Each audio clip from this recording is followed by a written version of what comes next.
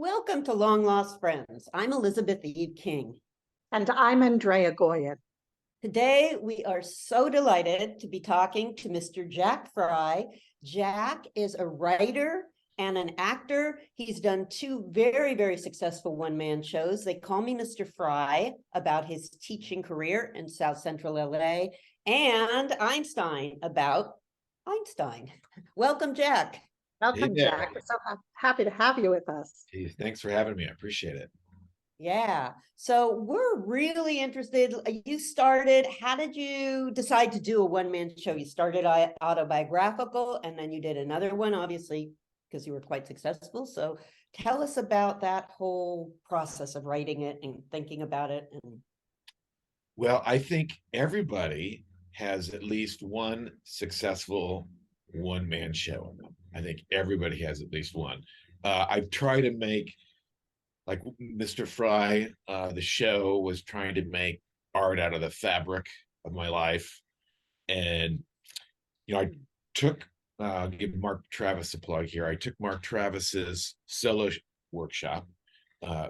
That's how I sort of learned the art of doing it.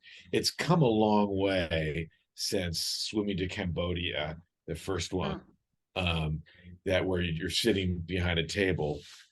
The art has come a long way, and I've learned a lot about storytelling with my mentor, a very successful TV writer, producer, Tom Blomquist.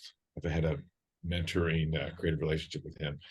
So with some tools, I decided to write a one-person show because I think in showbiz, as they say, it's always nice to have something that you create yourself, no matter what it is, whether it's a script or a play or whatever is that, there's so many rejections, something that you can ultimately have control of.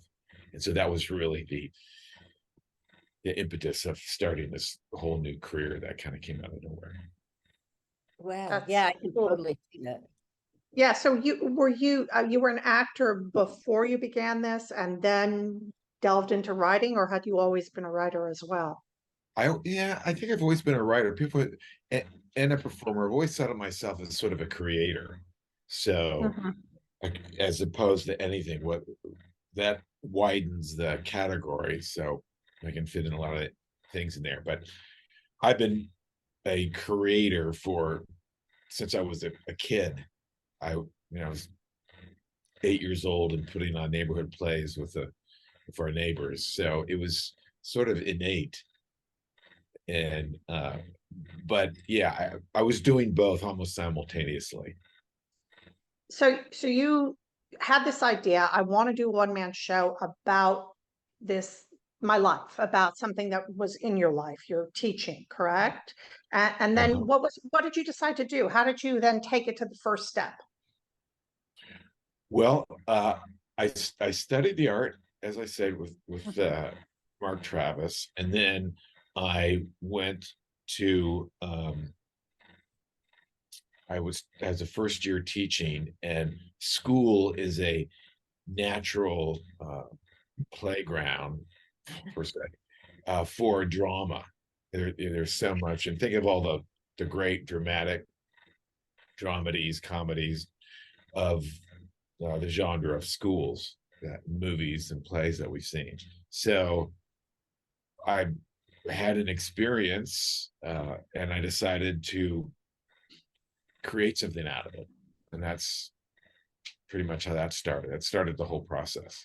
So I'm curious though, because one thing you do in that show, Mr. Fry, which is, I think, vital for telling a story, is that you tell a story. I mean, you have it's your life, but it's also a set story with a beginning, a middle, and a conclusion, the stuff you've learned. I mean, you take rather classic storytelling formula that you put sort of on the section of your life.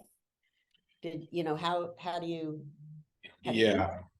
Well, I think, I took the structure that everyone's familiar with, beginning, middle, and end. And ultimately, I didn't want to go experimental with it because you always have to have a story. And I did, with the experience, I pretty much pieced together the whole story. It's based, they call me Mr. Fry. It's about my relationship with two challenging students and how we affected each other's lives. So, which 350 performances later, I'm still doing it. So once I came up with the structure and filled it in with dialogue and events and scenes, and storytelling, solo storytelling has come a long way. Like I said earlier, it's I try to create scenes where I bring the audience into the action, as opposed to saying, I did this, I did that, back then I did this. I will recreate the scene from that, for the audience can experience and feel the emotions with me as I'm feeling the emotions with my students. And that's kind of a nice, like, show don't tell that they always say too. Right. So that way I'm able to make it an emotional piece where the audience can enjoy it and experience it like in the present tense as I'm experiencing it. So do you feel that your pieces are, I think that there's kind of a difference between one man or one person shows and storytellers. Like you mentioned, Swimming to Cambodia. That felt at the time more, it was a monologue, it was more of a storytelling than now you're getting up and acting different characters, Yeah. if I'm not. Yeah, that's traditional storytelling, which we hear, I did this, I did it, and then that happened, and then it happened.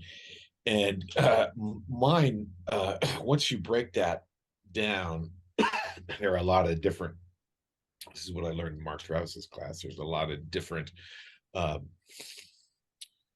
tools you can use in your toolbox. There's the person inside the scene experiencing it. There's the person that comes outside the scene, kind of tells you what they just saw and what it meant to them. And then you can go back in and so they're different tools. It is different than like novel writing. It's a different animal. So, novel writing, you can go in, explain 45 minutes of, about a moment. You can do 5, 6, 7 pages and really investigate a moment. And this is a little different. So, and it's different than screenwriting, different than, playwriting. It's its own genre. It's cousin of all those, but it's its own slice of pie.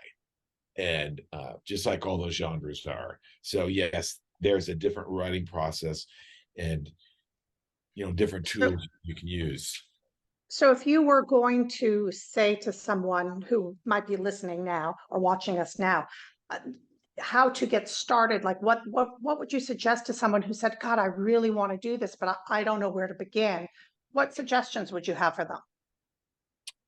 Well, as I said, everyone I think has at least one really great one-person show through experiences, autobiographical about the experiences of their lives. So I would say find an area in your life that has affected you emotionally, that you really like to tell, really, I mean emotionally, not just dramatically, but even comically, that excites you, that you think that you could spend 100 hours perfecting this and writing this, and just to get it up on stage, that you can live with this story and that you feel is exciting to you, but could also shed light to others watching it.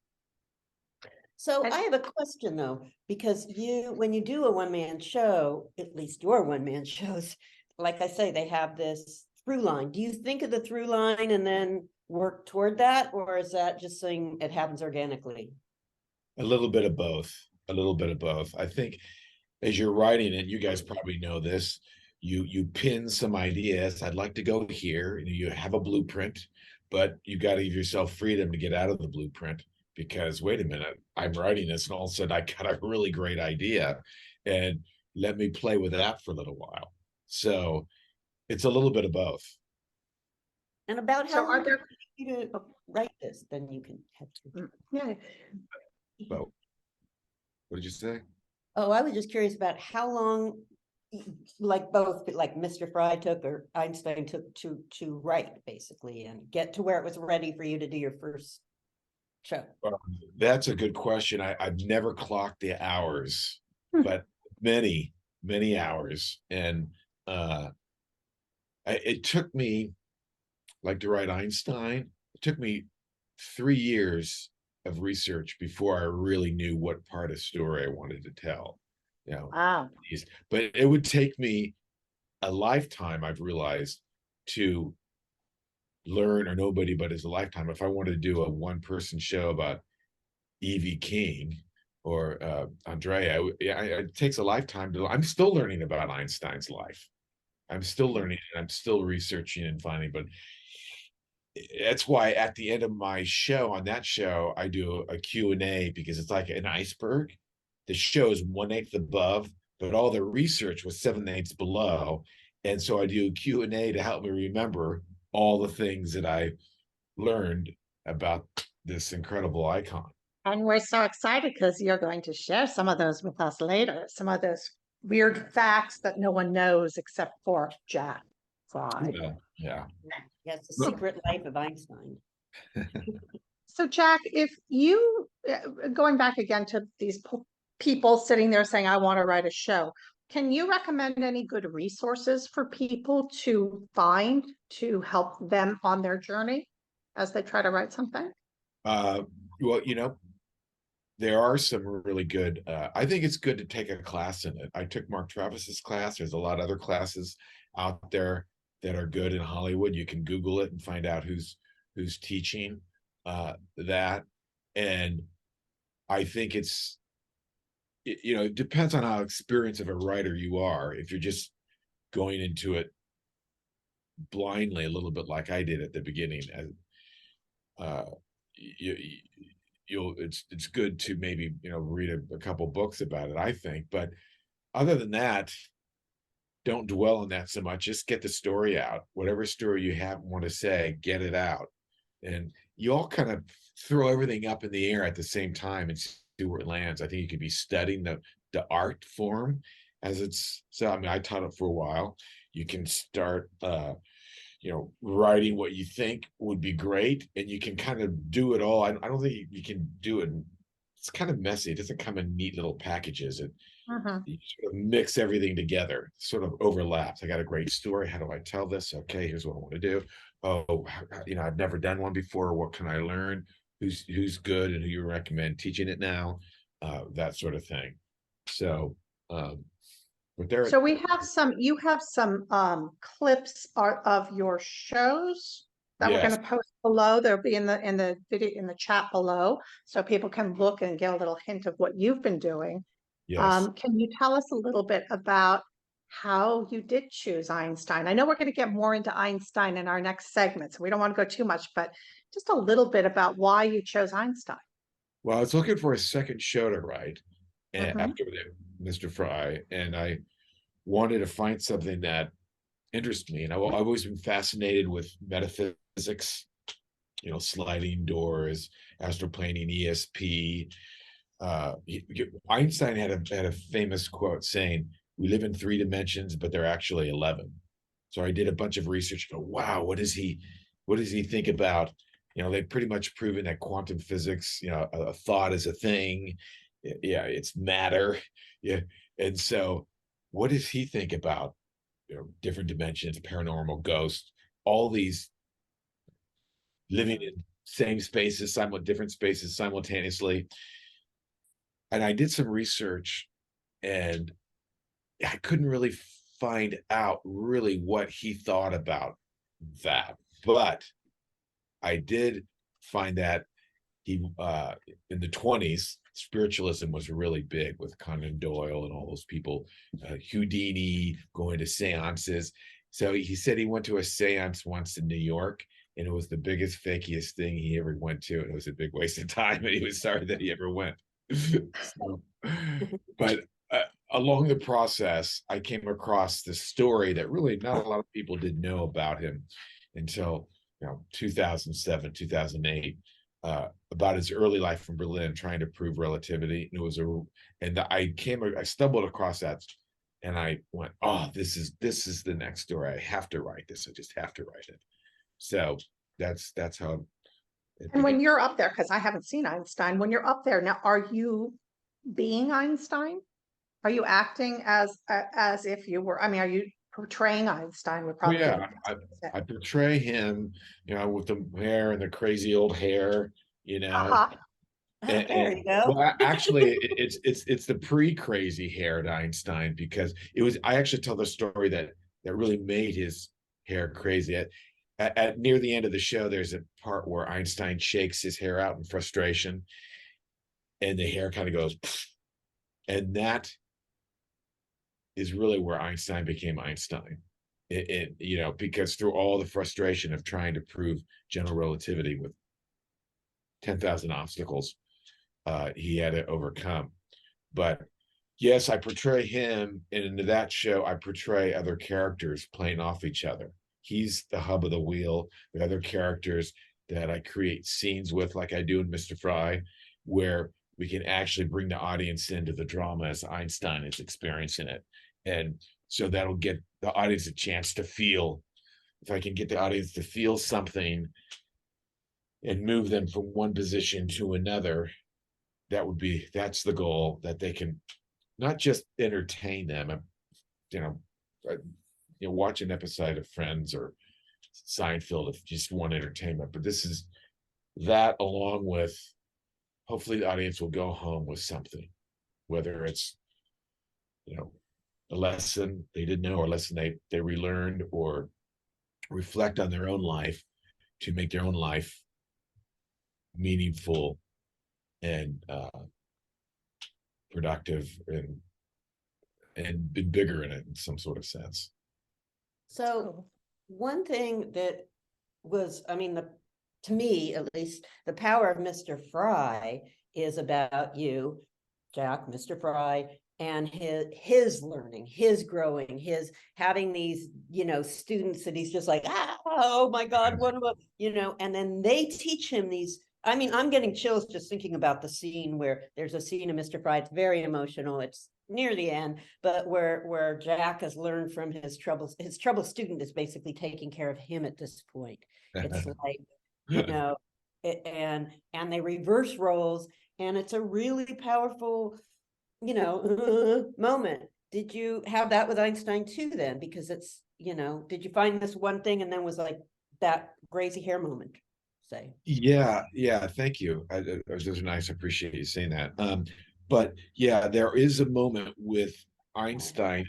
It's just not him trying to prove relativity. The heart of that show really is about his relationship with his eldest son, and it's all true. It's all autobiographical. He had a strained relationship with him, and he does everything he can to fix and repair that relationship. And as he goes through that journey, there are moments where he discovers about himself that are revealed. So yes, I try to put that in. There has to have heart in the show for me, or I just can't do it. So Sounds. Well, I think it has. I mean, yeah. Otherwise, it's a lecture. yes, I mean, yeah. Otherwise, it's an entertaining lecture, and Right. it's not memorable for me. It has to have that part that which will make it memorable for the audience. I've done so many rewrites on both those shows, not page one rewrites, but nuanced rewrites where it isn't quite really finished.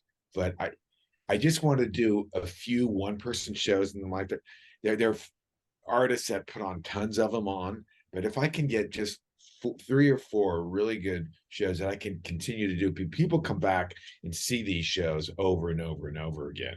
If I can make it like the Christmas Carol, where you can see it every year, or see it, oh, it's a classic, let's go see that. That's my aim. I'd rather have just a few one-person shows that are really, really good than 10 mediocre ones, or 15. So Jack, do you have your next one you're working on? I do. I have my next my next two that I'm working on.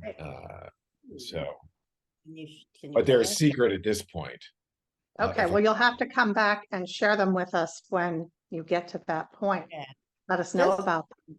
Yeah, on these, I'm just curious, do you choose a person first, or do you choose The next one will be a famous person, but the fourth one, the conclusion will be back to Mr. Fry. So it'll be all the it'll be sort of a quartology, and where they all kind of fit together. Oh, That is what it's going to be so far. I may change my mind on it, but we'll have to see. Cool. that's Um, great. Well, thank you so much for telling us about this. And don't forget, guys, next show, we're going to find out the undiscovered Einstein. And as you know, we end every section with the best thing we learned this week. And I always start because I do.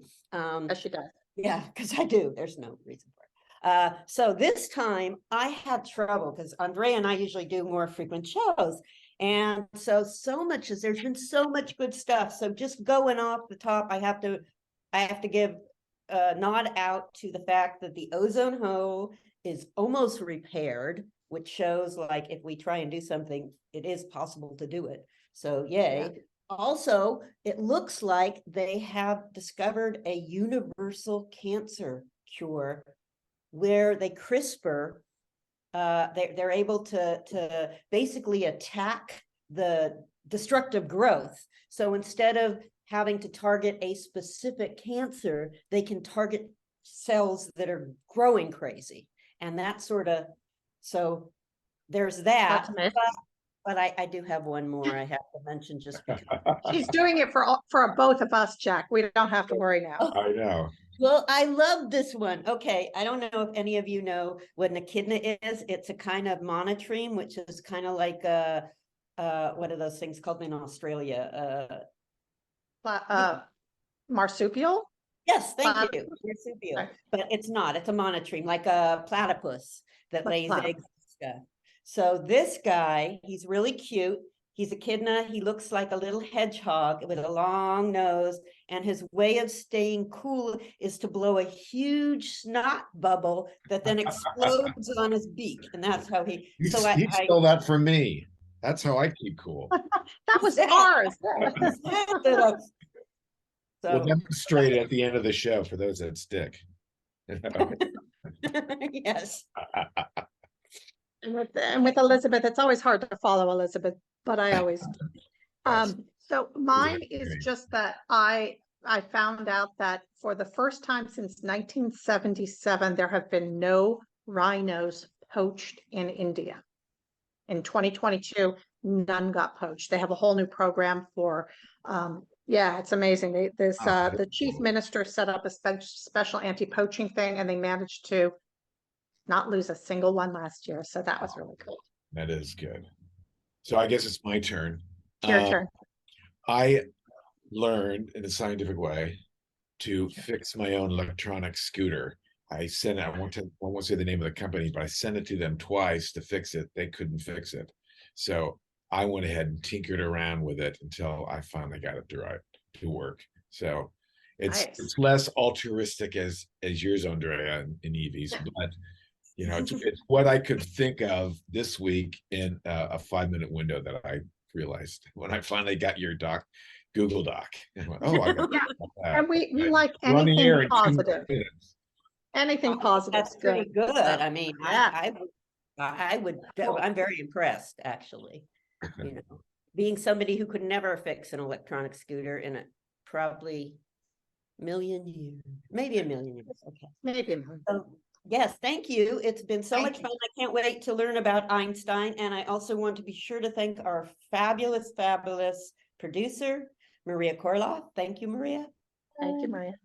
We could not do it without you.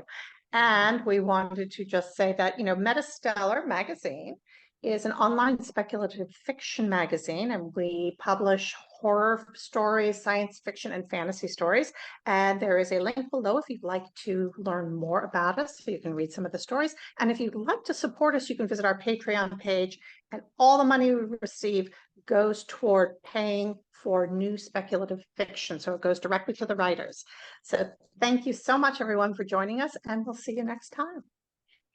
And now it's time for Zoom wave. Bye.